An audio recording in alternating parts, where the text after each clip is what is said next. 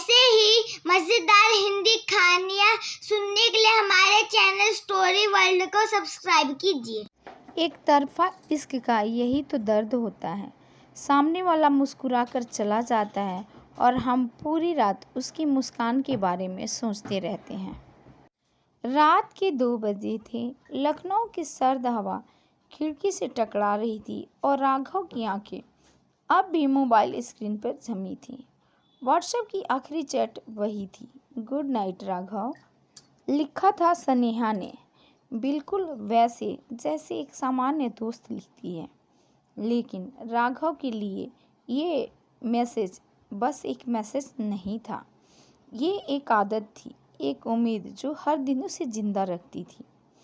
राघव एक middle class family से था, पढ़ने में तेज, स्वभाव में सीधा साधा और दिल का बेहद साफ। उसे स्नेहा से पहली बार कॉलेज में देखा था। वो हिंदी साहित्य की क्लास में पहली बेंच पर बैठी लड़की थी। लंबी चोटी, बड़ी बड़ी आंखें और होठों पर हमेशा एक मुस्कान सी लिए। वो दिन आज भी राघव को याद है जब उसने पहली बार स्नेहा से बात की थी। एक्सक्यूज मी, ये हिंदी की किताब तुम्हारे पास है क्या? स्नेहा ने मुस्कुराते हुए कहा, हाँ, चाहिए क्या? अगर तुमसे मिल जाए तो मैं भी साहित्य पढ़ सकता हूँ, उसने हल्के फुल्के अंदाज में कहा था। उस दिन से बातचीत शुरू हुई, पहले किताबों तक, फिर क्लास की चर्चाओं तक और फिर जिंदगी की बातों तक। पर एक फ़र्क हमेशा रहा, स्नेहा उसे सिर्फ दोस्त समझती थी और राघव उसे अपनी पूरी दुनिया। वो हर दिन स्नेहा के साथ होने की वजह ढूंढता, कभी ग्रुप प्रोजेक्ट तो कभी लाइब्रेरी का बहाना, पर उसने कभी अपनी फीलिंग्स का इजहार नहीं किया। शायद डर था दोस्ती खोने का, दोस्त स्नेहा के दूर हो जाने का। एक तरफ इश्क का यही तो दर्द होता है। कॉलेज के आखिरी साल में स्नेहा की ज़िंदगी में रोहित नाम का लड़का आया, हैंडसम, स्मार्ट और आत्मविश्वास से भरपूर। जब राघव को पता चला कि स्नेहा और रोहित रिलेशनशिप में है तो उसने खुद को कमरे में बंद कर लिया। उस रात वो चुपचाप रोया, मोबाइल में स्नेहा की तस्वीर देखते हुए सिर्फ एक ही सवाल पूछा, कमी क्या थी मुझ में? पर उसने फिर भी खुद को संभाला। अगले दिन कॉलेज गया, मुस्कराया और स्नेहा को वैसे ही ट्रीट किया जैसे हर दिन करता था।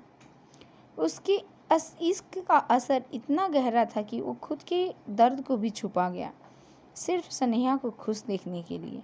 कॉलेज खत्म हुआ, सब अपनी ज़िंदगी में आगे बढ़ गए। स्नेहा की शादी रोहित से तय हो गई।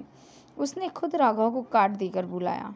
तू तो आएगा ना, तेरा तो बिना आए शादी अधूरी लगेगी, स्नेहा ने कहा। राघव मुस्कुराया, शादी में नहीं आए तो क्या याद रखेगी मुझे या शादी नहीं करेगी? पर अंदर से वो टूट चुका था। फिर भी वो गया, स्नेहा की शादी में उसके सबसे खास दोस्त बनकर। जब उसने स्नेहा को दुल्हन की जोड़ी में देखा तो दिल ने एक आखिरी बार धड़कना चाहा, जैसे कह रहा हो, देख ले, जिसे तूने पूरी कायनात समझा था वो आज किसी और की हो गई हो। उस रात राघव ने खुद से एक वादा किया, अब जीना है पर सिर्फ खुद के लिए। समय बीता, राघव नौकरी पकड़ी, खुद को किताबों और कविता में डुबो दिया और एक दिन उसकी एक लिखी कविता वायरल हो गई। वो जिसे चाहा था मैंने कभी मेरा हो नहीं पाया, पर इश्क की उस तन्हा राह ने मुझे खुदा से मिला दिया। कविता पर हजारों लाइक्स आए, लोग उसकी भावनाओं से जुड़ने लगे। फिर उसकी किताब आई, एक तरफा इश्क का असर। इस किताब ने उसकी ज़िंदगी बदल दी। वो अब एक जाने माने लेखक बन चुका था। एक दिन एक इवेंट में स्नेहा आई, शादी के 7 साल बाद। राघव, ये सब पढ़कर मुझे यकीन नहीं हुआ कि तूने इतना दर्द छुपाया था, मुझसे भी। राघव मुस्कुराया, तेरे जाने का दर्द था, पर उसे मैंने शब्दों में बदल दिया और आज वही शब्द मेरी ताकत है। स्नेहा ने धीरे से कहा, काश मैंने कभी तेरी आंखों में छुपे इश्क को पढ़ लिया होता। राघव ने जवाब दिया, अगर पढ़ लेती तो शायद मैं आज इतना बड़ा लेखक न बनता। तेरा ना होना ही मेरी सबसे बड़ी प्रेरणा बन गया। एक तरफा इसका असर यही होता है, कभी ये इंसान को तोड़ देता है तो कभी उसे नया रूप दे देता है। और राघव ने अपने इश्क को एक नई शक्ल दी थी, कलम के जरिए। ऐसे ही मज़ेदार हिंदी कहानियाँ सुनने के लिए हमारे चैनल स्टोरी वर्ल्ड को सब्सक्राइब कीजिए।